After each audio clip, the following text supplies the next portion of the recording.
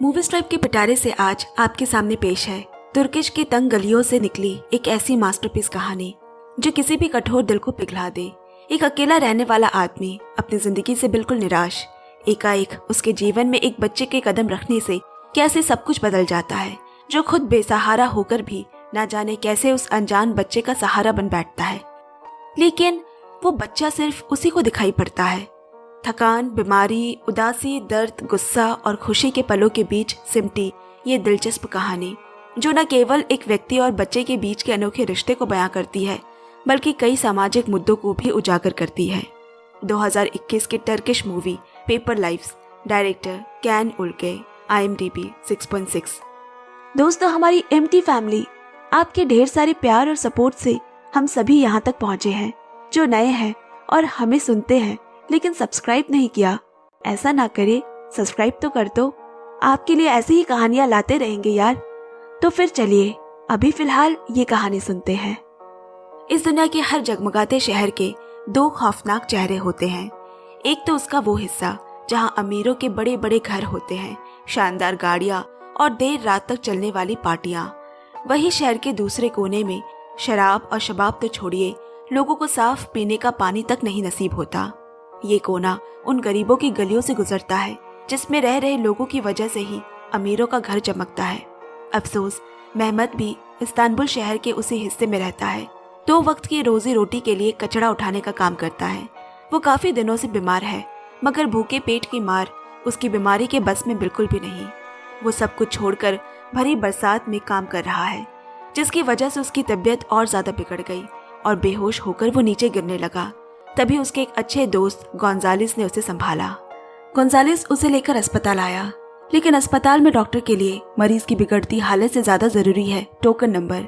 आपका जब नंबर आएगा तभी आप डॉक्टर को दिखा सकते हैं।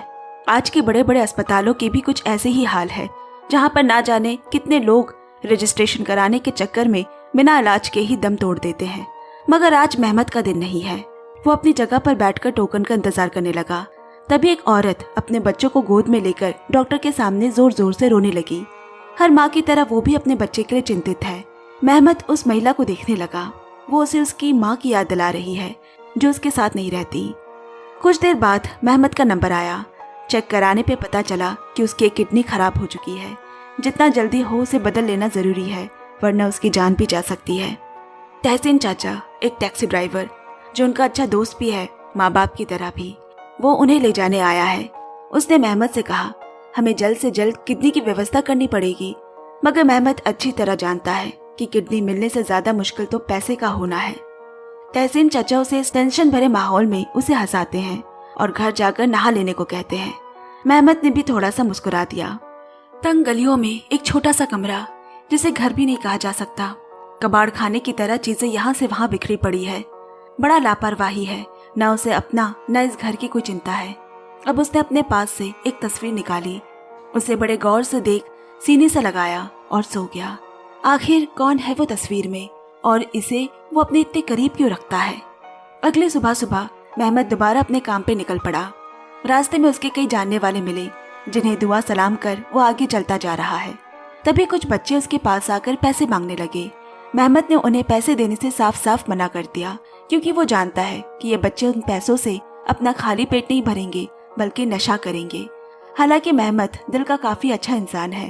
वो गरीब बच्चों की भलाई के लिए उन्हें अपने यहाँ काम करने को कहता है, ताकि वो अपनी मेहनत की कमाई की कद्र समझे और उसे अपने जीवन के अच्छे कामों पर लगा सके।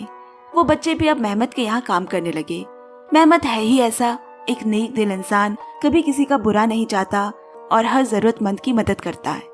यहाँ तक कि मालिक की तरह कुर्सी तोड़ने से बेहतर वो खुद भी काम करता है, और तो और अपने भविष्य के लिए वो कुछ पैसे भी जुटा रहा है।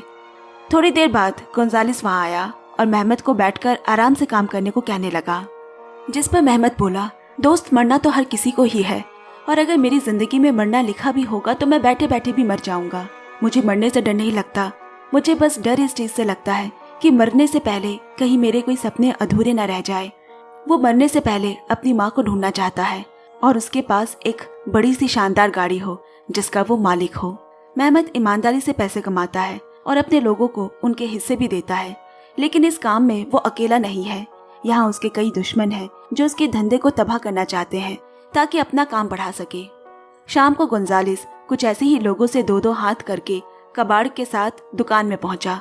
काफी रात हो चुकी है, सभी लोग दुकान से जा चुके हैं। मेहमत भी वहां से निकलने की तैयारी में है, लेकिन तभी उसकी नजर गोंजालिस के द्वारा लाए गए उस कबाड़ पर पड़ी। उसे उसमें से किसी तरह की कोई आवाज सुनाई दी। चूहा समझकर जब उसने उस कूड़े के ठेले को टटोला तो वो हैरान हो गया। एक छोटा बच्चा वहां से बाहर निकला और भाग कर छुप गया, पर मेहमत ने उसे देख लिया और उससे बातें करने की कोशिश करने लगा, मगर बच्चा काफी डरा हुआ है। मेहमत ने उस बच्चे को सभी बच्चों की तरह खाने का लालच दिया और ऐसा करते ही वो उसके सामने आ गया और जाकर चेयर पर बैठ गया, जिस पर मेहमत के अलावा उस दुकान में कोई भी बैठने की हिम्मत नहीं करता। मेहमत ये देखकर मन ही मन मुस्कुरा उठा और उससे नाम पूछा। मेरा नाम अली है, मेरे पिता नहीं है और माँ ने दूसरी शादी कर ली। मेरी माँ ने ही मुझे कचड़े के ढेर में छोड़ दिया, लेकिन इसका ये मतलब नहीं कि मेरी माँ मुझे प्यार नहीं करती। वो तो मुझे बहुत प्यार करती है, मगर वो करे भी तो क्या करे। मेरे सौतेले बाबा मुझे बहुत मारा करते हैं। अली के शरीर पर लगे चोट के निशान उसकी सारी सच्चाई को बयां कर रहे हैं। वो अली को अपने घर ले आया। अगले दिन उसने रात का सारा वाकया गोंजालिस को बताया और किसी को भी इसके बारे में बताने से मना किया। अब मेहमत अली के लिए नए कपड़े लेने बाजार गया है और यहाँ किस्मत से उसे वही महिला दिख गई जो उस दिन अस्पताल में दिखी थी। मेहमत ने पूछा, आपका बेटा कैसा है? बेटे का जिक्र सुनकर उसके हाव भाव बदल गए और बिना कुछ बोले वो वहां से चली गई। अब इन कुछ दिनों में मेहमत का अली से एक खास तरह का लगाव हो गया है। वो उसे नहलाता है, शहर के अच्छे अच्छे होटलों में जाकर मनपसंद खाना खिलाता है। न जाने क्यों वो उसे परिवार की तरह लगने लगा है, जिसकी खुशी के लिए वो सब कुछ करने को तैयार है। एक दिन मेहमत अली से कहता है, आज हम केक खाने वाले हैं क्योंकि आज गोंजालिस का जन्मदिन है। ये बात सुनकर तो एक बार खुद गोंजालिस भी हैरान हो गया, क्योंकि इससे पहले तो कभी उसका जन्मदिन नहीं मनाया गया। ऊपर से वो ठहरा अनाथ, आखिर कौन ही उसका जन्मदिन मनाएगा। मगर अली की खुशी के लिए गोंजालिस ने भी सबकी हाँ में हाँ भर दी। वैसे जन्मदिन तो गोंजालिस का है, लेकिन केक अली की मनपसंद का होगा, इसलिए मेहमत उसे लेकर एक जानने वाले बेकरी की दुकान गया। दुकान का मालिक मेहमत का दोस्त है और वो अच्छे से जानता है कि अक्सर मेहमत अनाथ बच्चों के लिए केक ले जाया करता है और अली के लिए तो वो आज सबसे खास केक तैयार करवाएगा। तभी अली भागकर मेहमत के पास आया और रोते रोते बोला कि एक औरत उसे जबरदस्ती अपने साथ ले जा रही थी। ये सुनकर मेहमत को काफी गुस्सा आ गया। उसने उस औरत को ढूंढने की काफी कोशिश की, मगर वो कहीं नहीं मिली। अब मेहमत अपना सारा गुस्सा गोंजालिस पर निकालकर अली को सीने से लगाकर वहां से चला गया। उस रात इतनी गर्मी पड़ने के बावजूद जन्मदिन की पार्टी मनाई गई, लेकिन गोंजालिस अभी भी मेहमत से नाराज है, क्योंकि ऐसा पहली बार हुआ था कि उसके दोस्त ने उस पर हाथ उठाया था।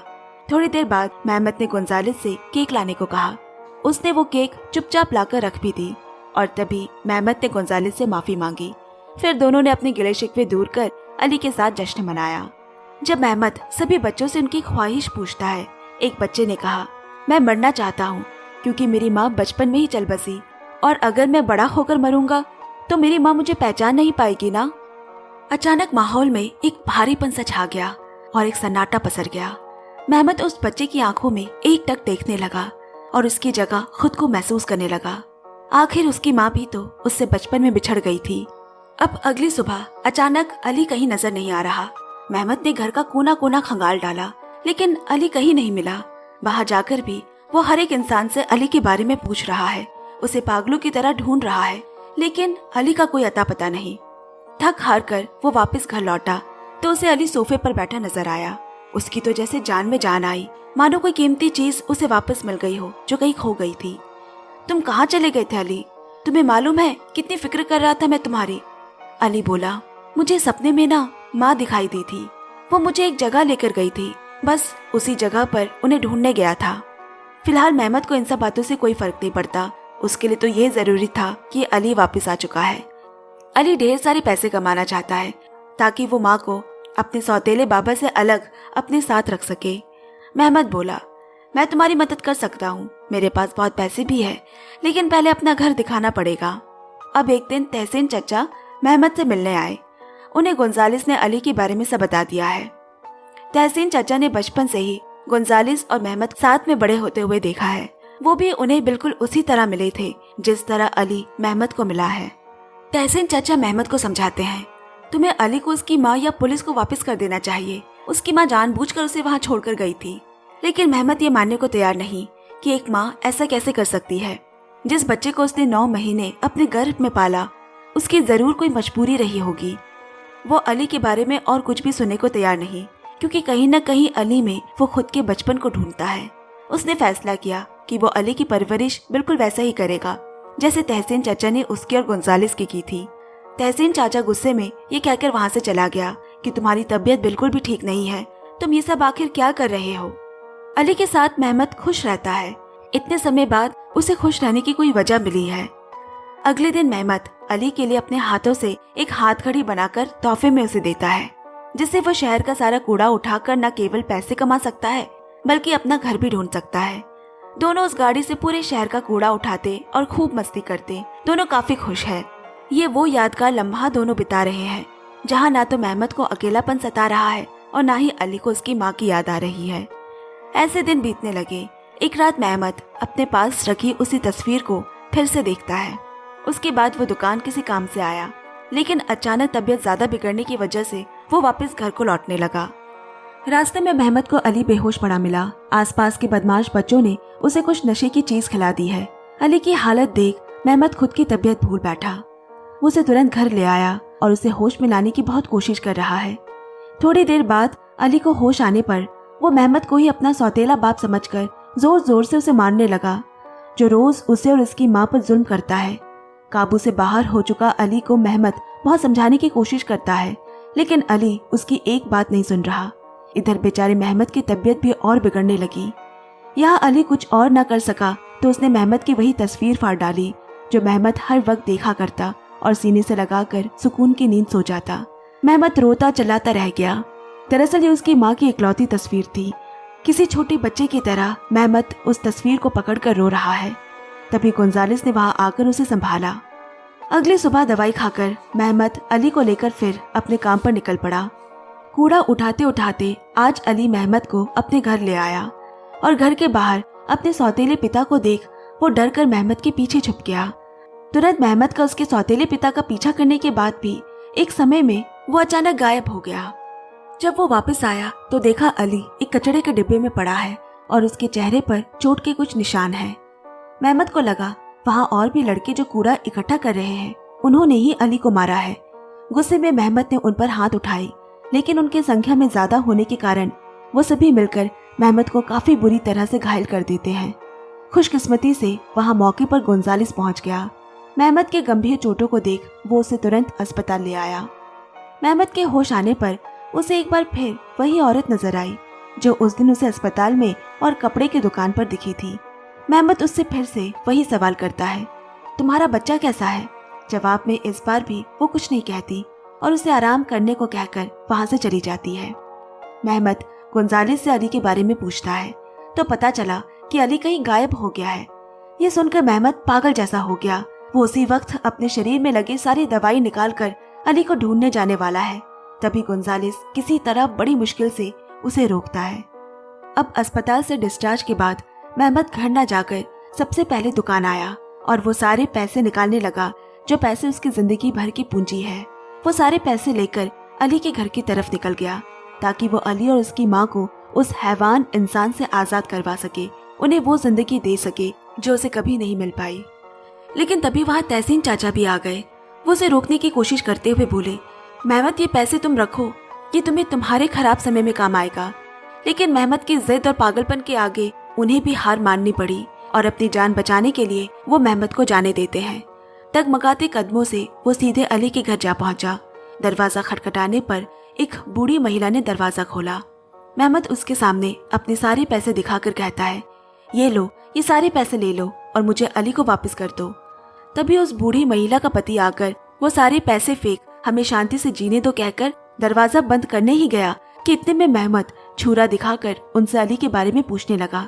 मुझे पता है तुम लोगों ने उसे बहुत मारा है, और चिल्ला चिल्ला कर अली अली पुकारता है। तभी वो बूढ़ी महिला बोली, यहाँ पर अली नाम का कोई नहीं रहता। मेहमत किसी की भी बात न सुनकर अचानक एक कमरे में घुस आया और वहां उसे अली की तस्वीर दिखाई दी। और तभी वो बूढ़ी महिला उसे मेहमत अली कहकर बुलाती है। मैं तुम्हारा कष्ट समझती हूँ मेहमत अली, लेकिन अब कुछ नहीं कर सकते। तुम्हें ये सच मान लेना होगा कि तुम्हारा कोई परिवार नहीं है। अचानक मेहमत अली नाम सुनकर एक झटके में उसे अपने अतीत की सारी यादें आंखों के सामने चलने लगी और इसी बीच कहानी के सबसे बड़े राज से पर्दा उठता है। असल में अली नाम का कोई बच्चा ही नहीं है।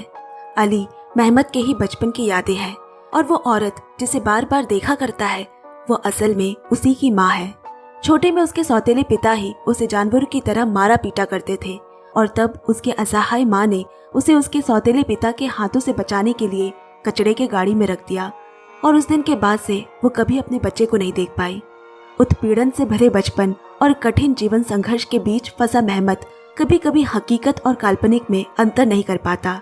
वो बीच बीच में अपने बचपन की स्मृति को अली के माध्यम से हेलुसिनेट करता है।